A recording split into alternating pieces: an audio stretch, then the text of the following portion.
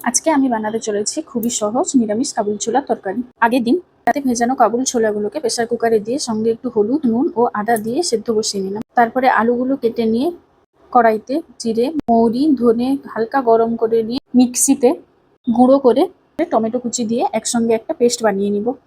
পেস্টটা বানানো হয়ে গেলে কড়াইতে তেল দিয়ে, অবশ্যই সর্ষের তেল দেবে, দিয়ে একটু হলুদ দিয়ে আলুগুলো ভেজে নেব। আলুটা ভাজতে ভাজতে আমি আদাটাও করে নিলাম, আর ওদিকেও আমার আলু ভাজা শেষ, আলুগুলোকে তুলে রাখলাম। তারপর কড়াইতে ফোড়ন দিয়ে পেঁয়াজ, দারচিনি, লবঙ্গ, তেজপাতা, জিরে, হলুদ গুঁড়ো, লঙ্কা গুঁড়ো দিয়ে অল্প জল দিয়ে দিলাম।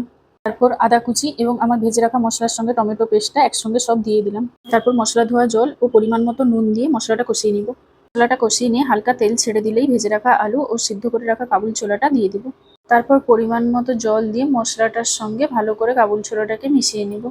কাবুল ছোলাটা আরেকটু গলিয়ে নেওয়ার জন্য আমি প্রেসার কুকারের মধ্যে পুরো মশলা সমেত কাবুল ছোলা এবং 1 চামচ ঘি আর কাসুরি মেথি দিয়ে একটা সিটি নিয়েই নামিয়ে নেব। দেখো তরকারিটা কি সুন্দর হয়েছে। তোমরাও ঘরে একদিন বানিয়ে খেও, কেমন হয়েছে জানিও। এভাবেই তৈরি হয়ে গেল আমার নিরামিষ কাবুলি ছোলার তরকারি। দেখা হবে নতুন একটি রান্নার ভিডিও নিয়ে। সবাই ভালো থাকবেন, টাটা।